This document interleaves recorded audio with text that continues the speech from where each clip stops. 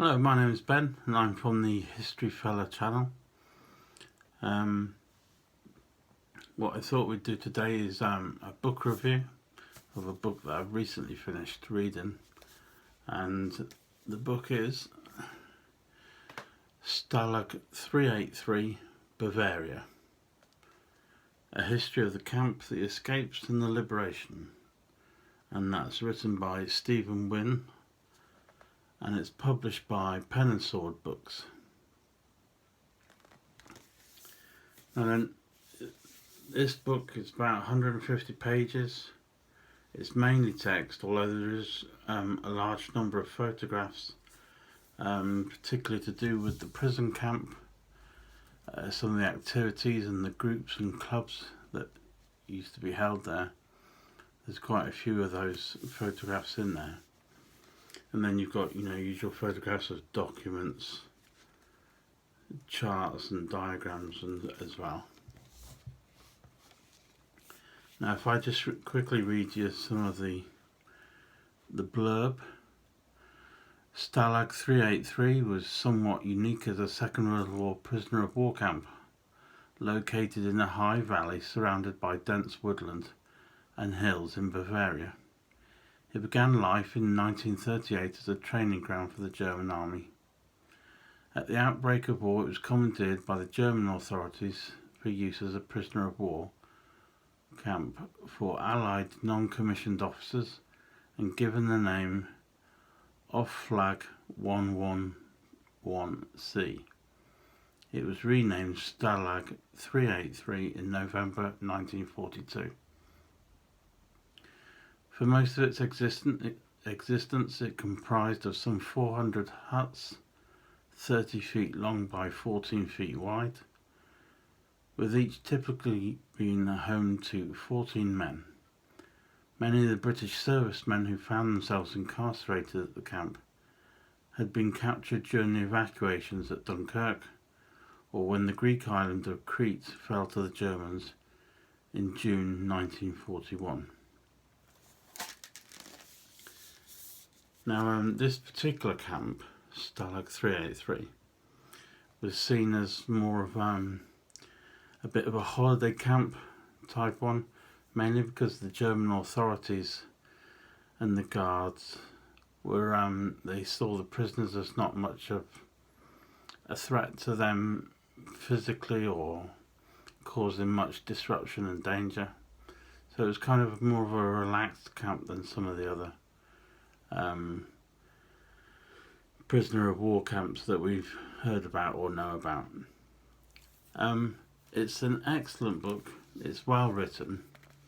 I particularly like Nguyen, and I've read I think about half a dozen of his books, and he's one of those writers that writes, it's not all too technical, it's just for he writes for the everyman. So the book is certainly a must read in my opinion, from if you're in your mid-teens and upwards. What I particularly liked about this book was many of the photographs are excellent and clear, and it really informs you about what went on, the sporting clubs, the theatre, all the education, and there was even a swimming pool in this particular prison camp. And but there was also, because there's always any soldier that's captured, it's always on their behest that it's up to them, that they've got to try and cause as many problems as possible with their guards. So there was always something being planned or something going on where someone would be trying to form an escape route or a plan and things like that. The one that particularly stands out in this book is they were always building tunnels under the various huts, and which were, I particularly remember reading this, the tunnels used to be about 2 foot wide and about 2.5 feet tall. So if you were claustrophobic, it certainly wasn't where you'd want to be, down in one of those tunnels. But it tells you the story of a couple of prisoners that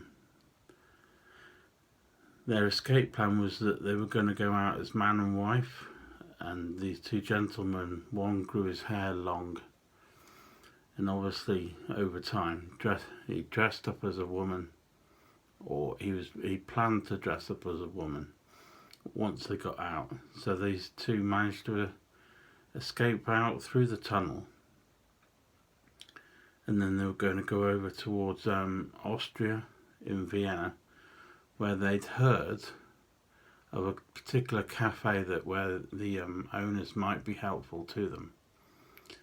And the one gentleman was going to go dressed as a woman, and the other gentleman was going to act the role of like a professor. And they thought they would get along further or better if they were portraying like a man and wife.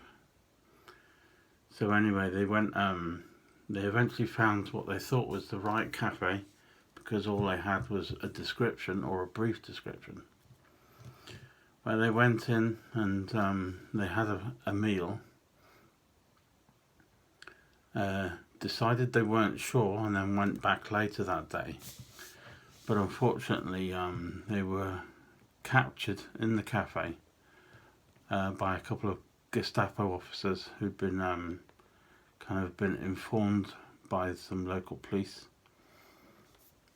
and they were eventually put into custody, obviously, and then sent back to the original prisoner of war camp, which was Stalag 383. But it's an excellent book, a good read, full of interesting nuggets of information, and certainly one I would recommend to others. And it's also written by the same author. There's a similar one of a different prisoner of war camp called Stalag XXA, and that's the enforced march from Poland. So this one was obviously based in Poland, and that's written by the same author, Stephen Nguyen. They're both from Pen and Sword Books, and I would certainly recommend them to anyone who's interested in other aspects of World War II history. So there you go. Thank you very much for watching. Please feel free to like this video if you enjoyed it or found it informative, and don't forget to subscribe to this channel, where I'll be doing more book reviews and other historical type videos. If you'd like to follow me, you can do that on Twitter or Instagram at The History Fella, or you can visit my website, which is called The UK Historian, bendavidson.co.uk. Thank you very much for watching, and I'll see you next time.